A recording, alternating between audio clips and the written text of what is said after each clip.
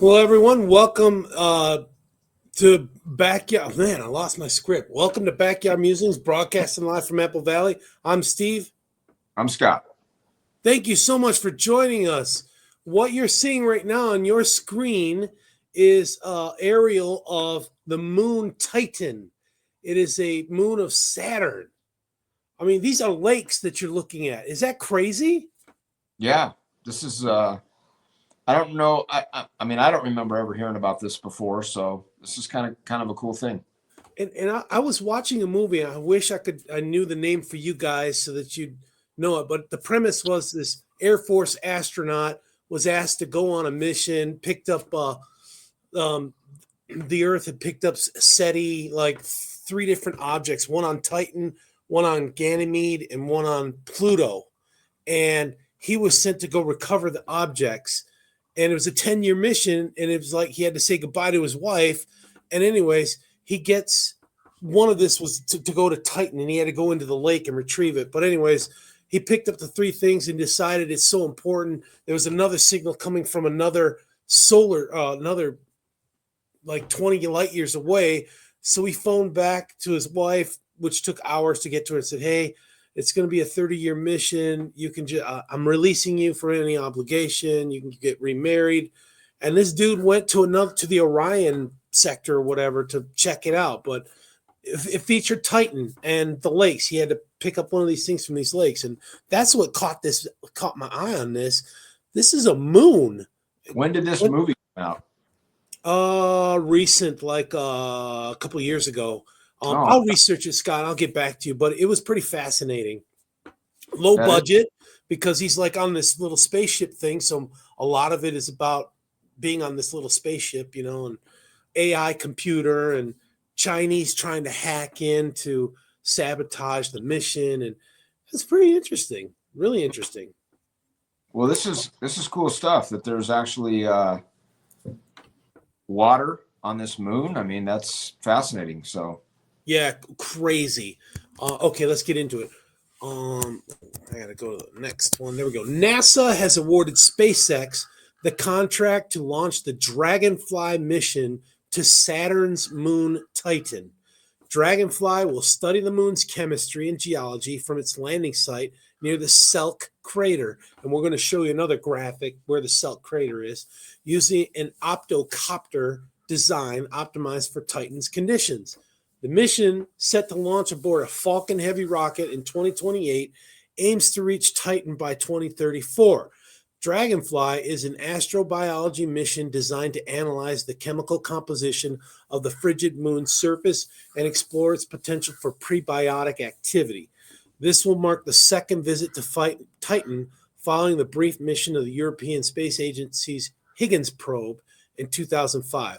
Would you like to know more? so obviously this place is not going to be somewhere where you're going to go.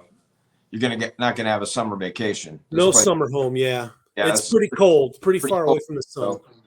But still pretty cool that if they could start some kind of exploratory type mission to this thing, that would be Put really some domes up and get them heated. I mean, why not? Yeah. So, all right. So NASA has awarded SpaceX the contract to launch the Dragonfly mission to Saturn's moon Titan. The mission, set to launch aboard a Falcon Heavy rocket in 2028, which is just a couple of years away, right? Yeah. Reach Titan by 2034. For those of you who haven't been paying attention, that's the last year that we'll be able to use petroleum or internal combustion engines in the state of California. In the state of California, yeah.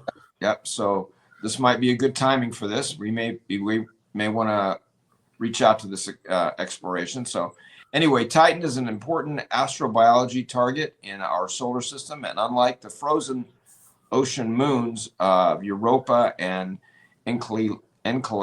Enceladus, Yep. Interesting. There's no added complexity of somehow working its way through thick ice before its potentially biological experiment can be examined. But for all this to succeed, it needs a successful launch. First, NASA's paying SpaceX about $256 million to launch Dragonfly. And if the launch goes off without a hitch, it'll be money well spent. I agree. $250 million. That's some coin right there. Well, yeah, but this is the first time we've been doing anything like this for a bit, right? I mean, we've been sending up Saturn. Thanks to Mr. Musk for starting the SpaceX. We've got, commercial ability to, government funded, but commercial ability to get up there and explore. Yeah. And I mean, I'm thinking, they can do a lot with private money as well. So, there's got to be a payoff. The people are a business to make money. So maybe if they find minerals and stuff, they can go start mining minerals. Yeah, absolutely. Yeah. I mean, we won't know until we go there, right? Kind of like the bill that Nancy Pelosi talked about. So we got to go there. Dragonfly is an astrobiology mission designed to analyze the chemical composition of the frigid moon's surface and explores potential for prebiotic activity. This will mark the second visit to Titan following the brief mission of Huygens. We talked about that. Titan stands out in the solar system as the only celestial body besides Earth with surface liquids right on the surface. However, these liquids are hydrocarbons. They're not water. Hydrocarbons are the principal constituents of petroleum and natural gas. So if there's a spark, it may go up in flames. Who knows? I don't know. I mean, if it's a constituent of petroleum and natural gas. So this lake that we're calling is not filled with water. No. This is like a lake full of hydrocarbons. Wow.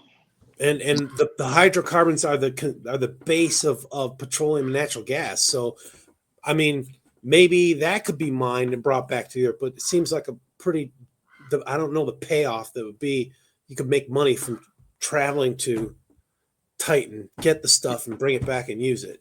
Yeah. How would you get it back here? I mean, that just freighters. Like you'd have one. I've seen this on sci-fi movies. A lot of us. You get like a spacecraft that pushes the freighter. All these components. Think of like connexes, for lack of better words, filled with whatever it's filled with. Man, that crow is pissing me off.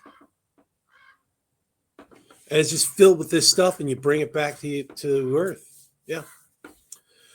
So there may also be surface deposits of water ice, possibly from impacts or cryovolcanic activity.